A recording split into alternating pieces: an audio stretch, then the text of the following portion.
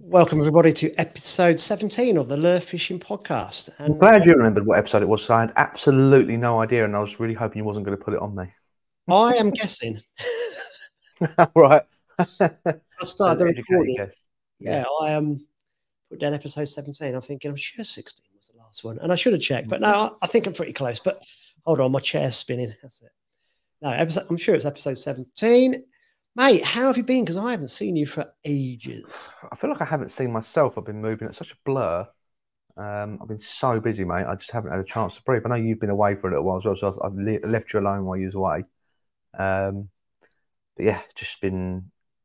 If I'm busy, usually double that. That's what I've been recently. You've been mega busy, haven't you? Mm. Have I gone really dark? No, you look moody, but it looks intentional. I'm trying to get. Have you noticed I changed the background to white? I like it. Yeah, it's good. Yeah, still not quite right. It's like a work in progress, and I think. No, I don't know what that is behind you. Is it a lava lamp? It's no. It's a. I tell you what I did. I bought a lamp off Amazon. It's like a. I've gone for the teal and orange look. If you notice, I like it. Yeah, it looks good. An orange tube lamp that was 60 quid, and when I got it, I thought, Christ, that probably cost them £2 to make, and it's not what I wanted. It's got those little spots on it, and I just wanted a normal one. But yeah, I might have to start again. But I can't quite get this right, but I will do. Yeah, no, it looks good. It looks good from here. It's better than the front camera on my laptop, which looks like it's been filmed on a potato. But yeah, I've made the effort of a microphone. I went to Prague, right, and I actually, this was bizarre. So I was on Charles Bridge. If anyone's been to Prague, they'll know what I mean. It's steeped in history. It's amazing. It's got all these statues on the side of it. And you told me about Charles Bridge, and did you tell me about the carp? Yeah, I did. Yeah. Okay, so imagine this. It was Saturday evening. The bridge is full of tourists, and walking towards me were two lads, one about 16, one about 19, both carrying carp rods with green T-shirts on. All that they were brothers by the looks of things, and they had the same clothes on. And I just was compelled to stop and talk to them.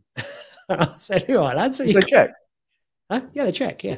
I said, lads, have you caught much? They went, yeah. They got their phones out and showed me. One of them had it looked like a grass carp. Yeah, there's lots of big grass carp in the centre there. Yeah, I've seen them. So there's a bit where you can. I wish I knew exactly where it was, but you can sort of stand on like a railing and look down to like wooden pilings, and that's where I've seen a lot of big grass carp. I've been to Prague twice, I think 3 times maybe, and every time you've seen them. Sorry, mate. Show me a picture. You said this one's 12 kilos. I thought, well, that's over 20. Yeah.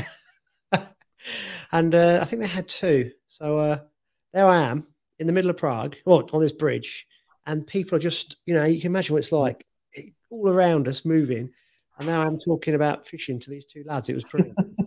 It goes to show how fishing is a universal language, isn't it? Yeah, it was fantastic. So anywhere else in the world and share a common thing with an angler. My friend who I was with, I just said, I'm sorry. And well, yeah. She's an old friend. She's very used to me talking about fishing, and she just shrugged her shoulders, looked at me, and went, "Oh, used to it by now."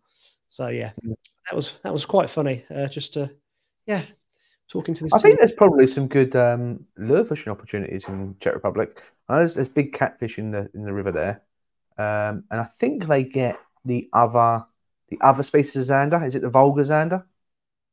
I'm not sure, mate. No, but they don't get as big as the one we catch, but they're stripy. They've got like bars.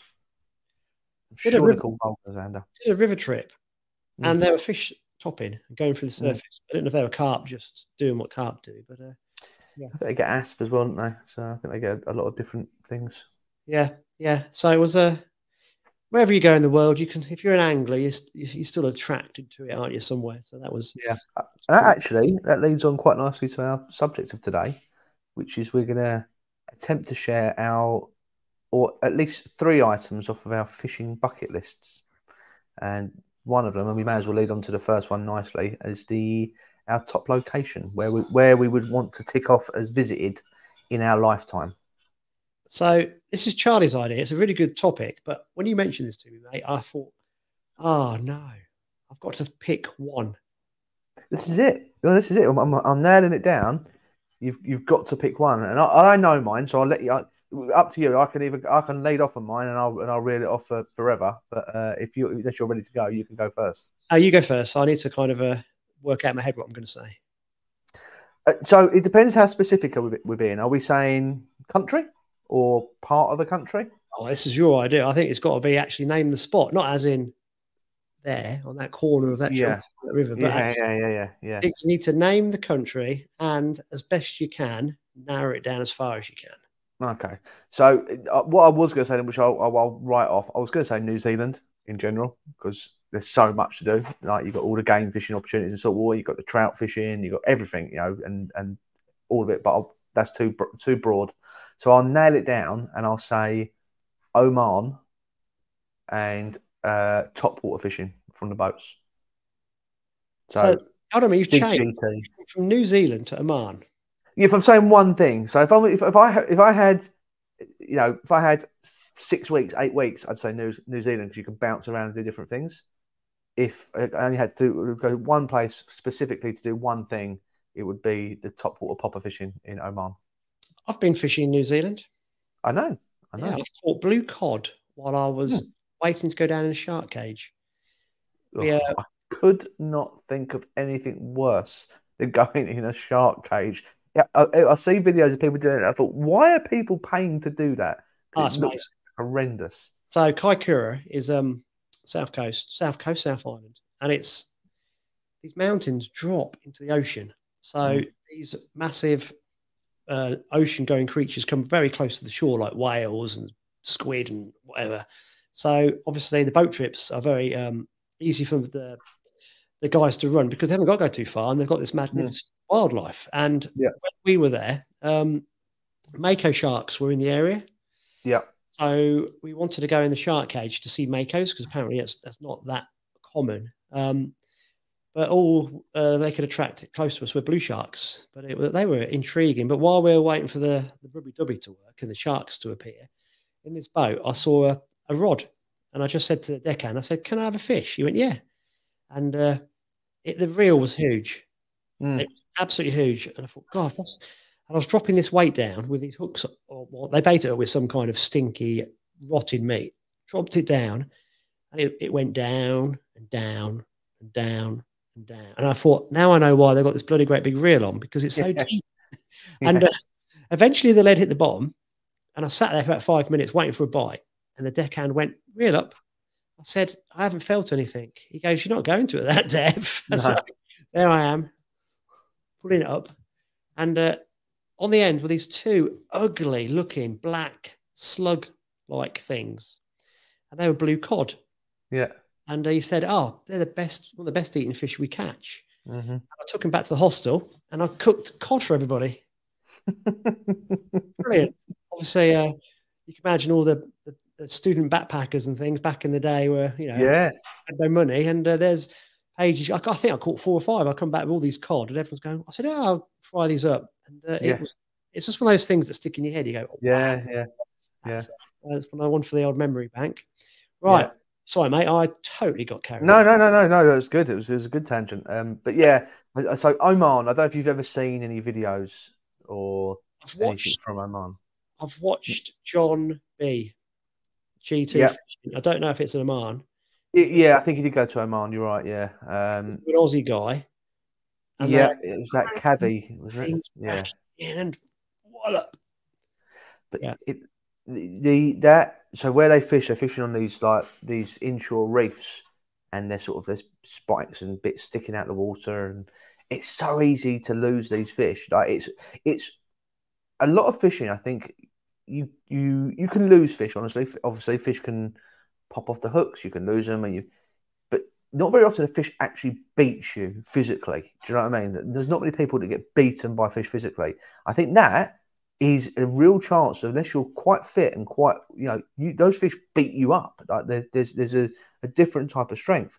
So the outfit that I've followed on Facebook for years and then sort of watched with envy is an outfit called No Boundaries in Oman, and they run these chartered trips and like they do all the sorting out. You just turn up and you fish basically. You just bring your own stuff, but they say to the people that come, the only reels that you're allowed to use are Stellas. Now, it's not because they're snobs and they want you to use expensive reels. It's because everything else melts. Nothing else is built strong enough. Even like the big Daiwa dog tooth, they're called the dog tooths, the big Daiwa ones, and all of these dog fights, Daiwa dog fights. They're not up to it, not up to the task. These big GTs. I mean, we're not talking small fish, which they weigh in kilos, but 40 to 50 kilo fish, 120, 140 pound fish, which are built of pure muscle. And you see these things, and they hook them, and they have to have someone grabbing onto the seat of their pants to hold on to them, otherwise they're getting dragged in. It's just like the adrenaline must be absolutely incredible. Yeah, it must be. I think ocean going fish, sea fish, fight pound for pound so much harder, don't they? Oh, yeah, without a doubt. Especially like the pelagics, like things like mackerel. Like if a mackerel got to £10, nobody would ever fish for anything else. What about a Blenny, mate? Do they pull? Blennies, they pull back. I'm telling you. I'm sure I had one click a bit of drag off once. Straightened out one of my size 18s like a spear. The common weaver. Bugger they. Yeah. No, but like mackerel and horse mackerel as well, scad, they fight. If you fish them in the right gear, they do fight. I'm not going to go too deep into this, but I'm really getting into and watching loads of videos and learn. I want to learn the style called aji. So aji fishing is a Japanese style of fishing. So the problem I've got where I live, Southend Pier is really the only place I can properly do sort of LRF style fishing. But the problem is it's got really strong tide pull, so you have to use quite heavy weights to be able to fish on the bottom. This style of fishing called aji fishing in Japan, having doing some watching on it, actually says the contrary. It says, why are you trying to hold bottom? Because food wouldn't. Natural food wouldn't hold bottom. It would go with the tide. So use it to advantage. So basically what they're doing is they're casting, they're feathering the spool with a finger and just popping it up, these little tiny 2-gram jig heads, and then letting them go with the tide. And they naturally find the route into where food would be funneled, which is where the predators sit. So I haven't actually put it into practice yet. I've done lots of watching and lots of research on how to do it and what should work, but I haven't tried it yet. But I remember years ago, Southend Pier used to be a great place for horse mackerel fishing. We used to do a lot of it for live baits for bass. And so horse mackerel in Japan is called aji. That's where this style of fishing comes from. So I'm thinking, and September, October was always the time to catch them. So second I've got a spare 3 seconds, I'm going to do it. I'm going to put all the video watching into practice. Aji. That sounds like a good one. I like that. Yeah. So you've gone from GTs to horse mackerel. GTs, yeah, 50 kilo GTs to horse mackerel. Go on, what's your bucket list like venue or location? I'm going to cheat. I can't do 1 and 1. So I'm going to do 2 in 1. As in, go on. I'm going to overlap. I'm going to do venue and species because they kind of overlap. So if we went species, I would like to catch a Dorado because the way they change colour, they just look like magnificent creatures in the ocean. Yeah. Apparently, again, they're great eating as well. Yeah. Actually, if we're talking more freshwater, it's the giant the Goliath tigerfish. Yeah. Wow. Now you see that's now location dependent. That's why I've overlapped. You see, because going somewhere like, is it the Congo? Deep into the Congo where you're probably going to die. Yeah. Kind of adds to it, doesn't it? So yeah, if you get taken prisoner or hostage by some kind of I don't know, some whatever's going on in deep darkest jungle, you could die of some kind of tropical disease or get trampled to death by a hippo. So I mean, it's kind of like, it's quite good actually because it adds the jeopardy of it, doesn't it? It does, yeah. It's not just catching the fish; it's staying alive while you're trying to catch the fish. So yeah, I don't know. So I would like to go. I'd like to catch more sea-going creatures, and being on a boat in like those tropical hot conditions really appeals to me. So even like sailfish, marlin, I'd love to have a go for all those. But the problem is, with all this, you've got to be guided. And I've got this big thing in my head about if I'm guided, have I caught it? Yeah. And especially with things like the marlin and the sailfish and even the dorado to an extent, most of it is trolling. Exactly. Yeah. I get it. It works. It's effective. And for some fish, it is sort of necessary, especially like big marlin. It's cool. But if I could catch a fish half the size and cast at it, I'd take that 10 times over. Exactly. So that's why the Goliath tigerfish. And so I'm going to cheat again and go like even the peacock bass, something like that on top of those poppers. Looks amazing. Yeah. So I haven't got one, as you can tell from my answer, and I haven't got one location. I think it's just so many things that appeal, but just for sheer size and majesty of catching a big creature, a marlin or a big sailfish would be amazing, wouldn't it? Yeah, I am a little bit I've got ethical questions about it though. Well, because a lot of the times those big marlin die. Yeah.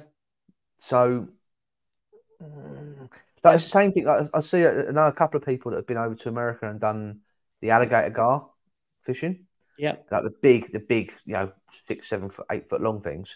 And as much as I would love to catch one of them, I'd love to have a photo with them. It seems to be on the change now, but up until very recently, the way to catch them, they would gorge fish for them. So they would fish with big trebles, let them swallow them, and then hook them in the throat because they couldn't hook them in the mouth because it was too bony. And that fish is never. They said they cut it, and but it wouldn't. Like that fish is dead. And I just don't really like the idea of it personally. It seems now that they're evolving. Actually, I've been watching a few things on Facebook. They're fishing with smaller hooks and like hair rigging baits, so they're hooking them between the teeth. But yeah, so I think there's big marlin. It's a little bit of an ethical thing for me. Well, yeah, I mean, the problem is that if you're fishing for a fish, whether it be a blenny or mackerel or a GT or a marlin, you're running the risk of the same thing happening. Yeah, I mean, we have to have a bit of a kind of cut-off with this, I think. I think any angler being truthful would admit that over their time of fishing, they've had a fish die on them. They have. Yeah. It happens. I had it with a pike once in my naivety. I may have even told the story before, maybe. In my naivety of being younger, I fished for pike into way too warmer weather than I should have done. And I caught a fish. The fish wasn't deep hooked or anything, but it gassed up. It gassed up and it just would not return. I spent 40 minutes trying to revive this fish. It wasn't a big fish, 8 or 10 pound maybe. And it just would not return. It died. It died in the water basically as I was trying to revive it. I'm going to embellish this story slightly because this story just goes on. The guy who owned the fishery, I told him because I thought I'm not going to just leave a dead fish. So I told him, explained to him what happened. It was partly him to blame as well because he was allowing us to pike fish into the warm rivers. I said, this fish has died. I said, what do you want me to do about it? He said, sling it under a bush, the foxes will have it. Like, I thought, what a waste. So I said, do you mind if I take it home? Like, and I'll cook it and eat it. That way, at least it's been used. It's not just rotting. He said, yeah, help yourself. Blah blah. So I took it home and I spent fucking far too long filleting both sides, picking all the bloody bones out of it, like an absolute nightmare. But I don't know why people choose to eat them, like because that was just that put me off for life anyway. Yeah. I cooked one fillet. I can't remember how I cooked it. I wanted to cook it quite simply because I wanted to taste it. And actually, it was okay. It was no better than a very, very standard fish of any kind, really. People rave about it, saying it tastes like cod, rubbish. But the other fillet. So at the time, I had an ongoing deal with my local fish and chip shop. So I used to do a lot of sea fishing. So I'd go in with him with a couple of skate wings, and I'd give him one, and then he'd batter one for me. So he'd batter my skate wing, and I'd take it home. So I've got the batter. Batter skate wing, yes. Batters my skate wings, yeah. But so I went in with him, and I said, "I've got a challenge for you." He said, "What?" I said, "Batter this." I gave him the pike fillet. Now that is a different gravy. Battered pike fillet actually is better than cod. yeah. You wouldn't think so. Bones. Yeah, the bones put. I don't know. Well, you did the right thing. I think if a fish dies on you, you should try and do something with a secondary use out of that fish. So if eating it, if it's obviously not gone funny in the sun, I think there's nothing wrong with that. Obviously, I'm not promoting taking fish from the table, but if one dies, so you've got to try and just digging a hole and burying it is perhaps not the best thing to do. But at the end of the day, if you reuse the resource, I suppose. But we're going to have the odd. No one wants to have a fish die on them, but sadly, it's these things can and do happen. Mm-hmm. Yeah. Right, mate. So you've mentioned your location, and was GT your species, or did you kind of not now your colours? No, That one. no, I'm gonna split them a bit. I'm gonna say Oman. This is probably cheating a little bit, but I'm gonna say Oman is my location. I'm gonna say something totally different for my species, and it is literally the opposite side of the world. My top species would be smallmouth bass Oh, why? because it just looks like loads of fun, and you can catch them in so many different ways. And it just looks like something I could really get my teeth into.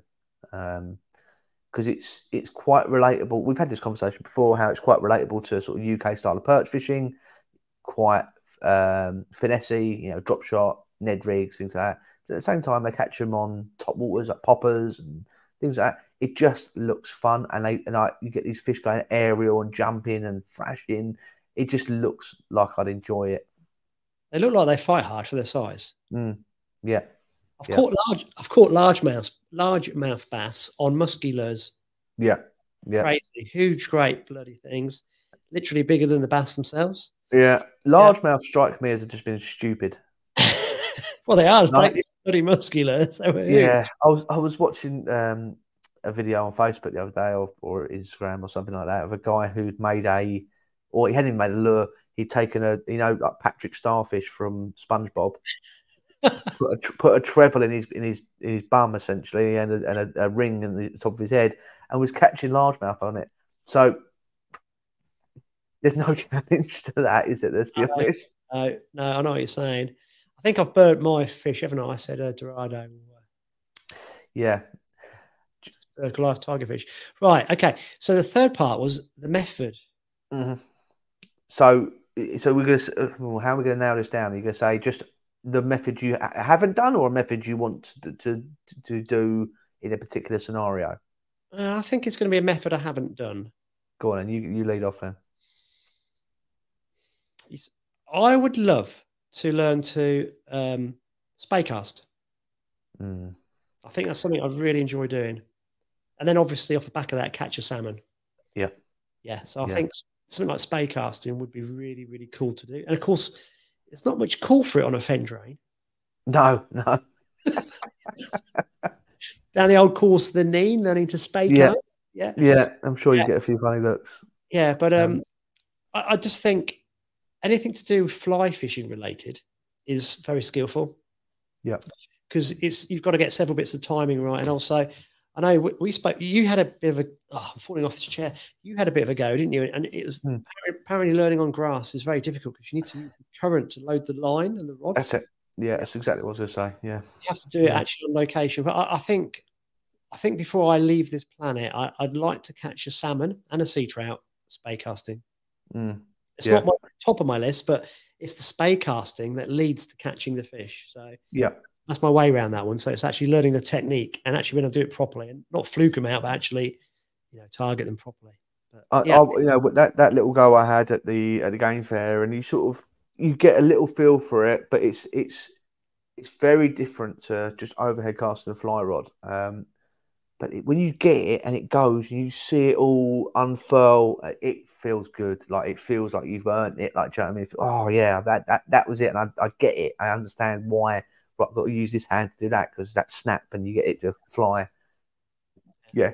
There's Will, who's my boss at Honeyfield. He got really into it. Like, we done it at the game fair, and he's I think he's booked a trip up north at some point for next year because the trout and salmon season's coming to an end now, isn't it? It's the end of September, something like that. Yeah. The river season.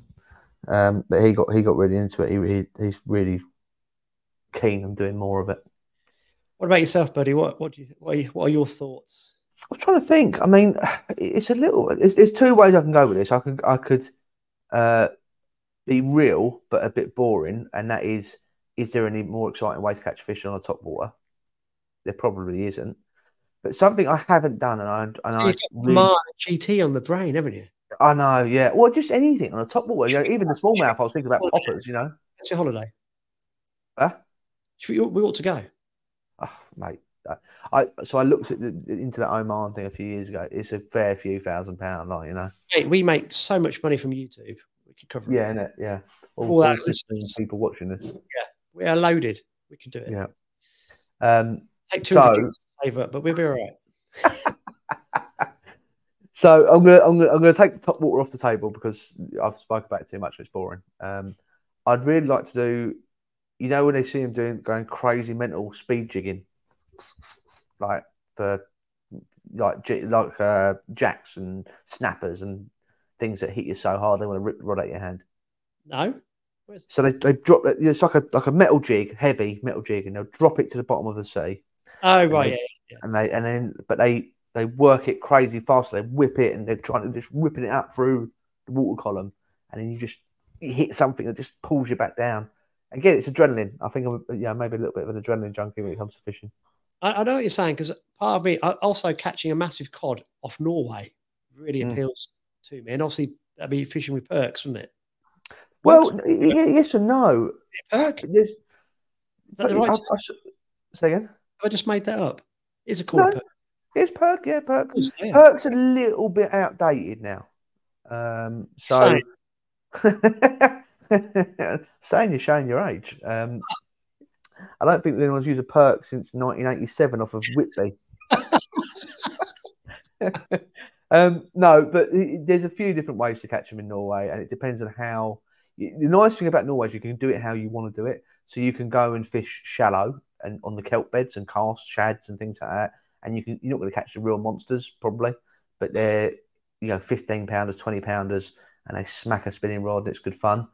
Or you can fish that sort of middle ground where you're sort of in the fjords, and you can catch them on like jigs, like the metal jigs, slow pitch jigs and things like that. Or even bigger soft plastics like the Savage Gear giant things, the cut bait herrings and stuff like that, 400 grams,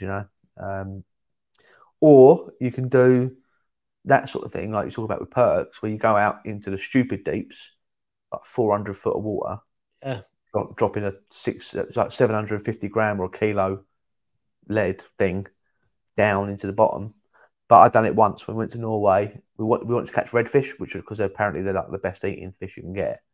So it's like, right, we're going to go and fish one of these really deep water marks, like 650 foot, to catch these redfish, and you drop a metal with a couple of Hawkeyes above it. So we drop them down, and you do feel like you're waiting forever. And I'm not exaggerating. It probably takes about 5 minutes for it to hit the bottom. And you hit the bottom. So, oh, great, I'm on the bottom. And you work it, and I worked it once. I went, oh, fish, like that. So then you've got to reel the bugger up.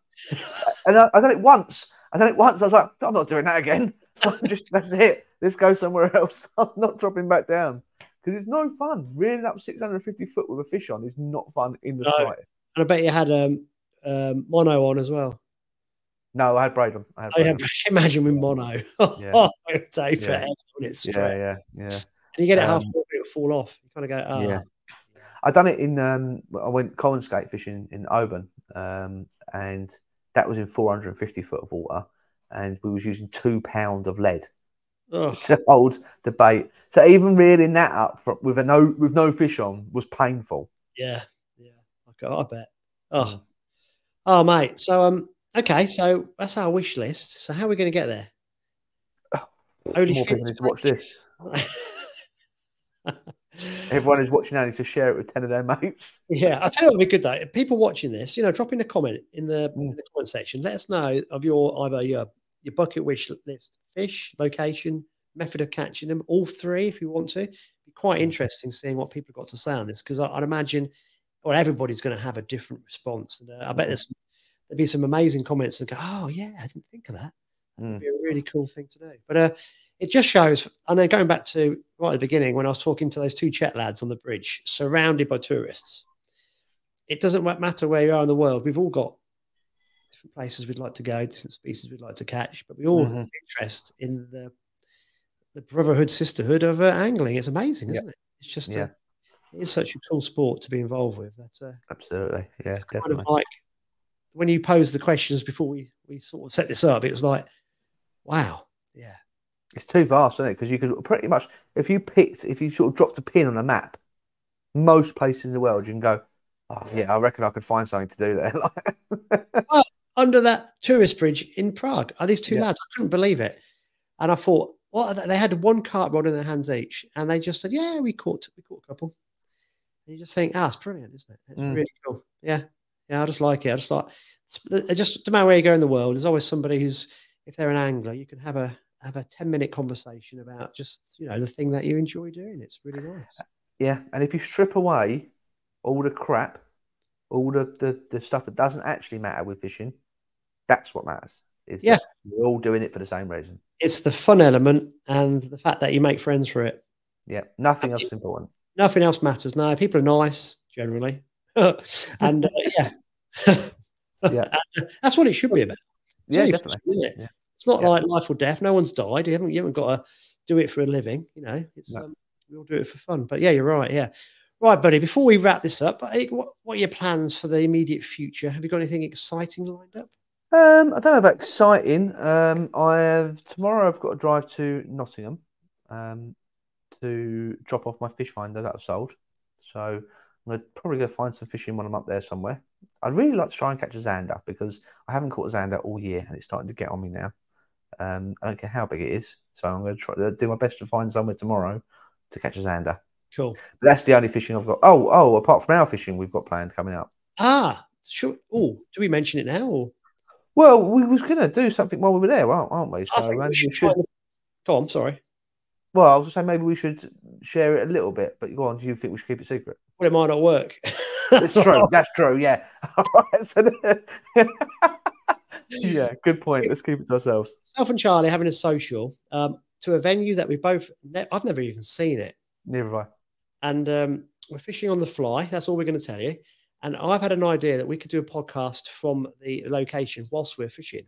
Mm-hmm. But it depends. It's weather dependent, really. If it rains, we're going to be snookered, and wind to a degree. But technology, I think we can conquer. But so we will drop in an on-location podcast if it works. I think it will. Just got to get the tech sorted. And while we're on that subject, because you're so busy, you're going to take a backward step a little bit, aren't you, with the podcast? Yeah, I'm not going nowhere. I'm still going to be here and doing bits, but as everyone knows, I seem to bleat on about too much, really. I'm so busy, and it is difficult for me to commit to it really regularly. So rather than Andy relying on me solely, we're going to put in a few more people to help out and share the load a little bit. So there'll be some special appearances from certain people. I don't know if Andy's spoken to anyone yet. Yeah, I have actually. Yeah. So Tom Moyer's going to come on and help. Yeah, brilliant. He's well up for it. We're going to use Tom mainly to be Charlie's replacement. Charlie will have the odd guest appearance, so he'll keep popping back in. But Tom's going to kind of take your place, buddy. And we'll have a little FFS lures slot every other week as well. So it makes sense. It'll be cool. It'll be a totally different perspective as well from Tom, and you could be a bit more, from people watching, they can ask some cool questions in regards to the technical side of lure making and stuff that me and you would have no idea with, that Tom can offer some insights with. So that's why, and he's well up for it. And I thought, because I know me and you spoke about this, and when I spoke to Tom, he was of the same mindset. We need to keep the podcast going well into the winter, because that's when people lure fish. Yep. So we started it actually in the summer, because it actually otherwise it conflicted with the other one that I do with the match anglers. So we're going to keep this one running as long as we can. So that's why we've got Tom involved. And obviously Charlie will be in and out whenever because you're so busy. It is ridiculous how much spare time you don't have. And obviously you've got your family commitments as well, which is far more important than doing a podcast. So it's I feel quite guilty sometimes dragging you away. So we'll keep this going really as long as we can. And if we keep doing every other week until we get really like we're not producing any decent content, that's when we'll stop for the season. But I think we just keep it going as long as we can. There's one thing I was going to mention. I am going to go and film the let me get this right, the Elite Pro League kayak comp on the Riviera at Brundle. So I'll do some filming down there. So that'd be quite interesting, because that's a topic that's quite a hot topic at the minute within lure fishing circles. Yeah. I think some people have been in contact with you, Charlie, haven't they, asking you questions about it? And well, it's quite nice that people have come. They think that we know. We actually haven't got a bloody clue. But we will get our journalist head on, and we will try and get someone in front of a camera to explain a little bit more than we do. Yeah, so I have reached out to Steve Collett, who's obviously the England team manager for the boat team, bank team, kayak team, street team. And we're trying to get, he's a busy man. So we're just trying to find some spare minutes. I can actually do something like this with him and pose some questions to him. So guys, again, if you've got any questions about the Elite Pro League, because it's new to me and Charlie as well, we don't know any of the answers. It sounds like there's a lot going on, and the guys that are behind the scenes pushing it are doing an awful lot of work to promote lure fishing, and they're using that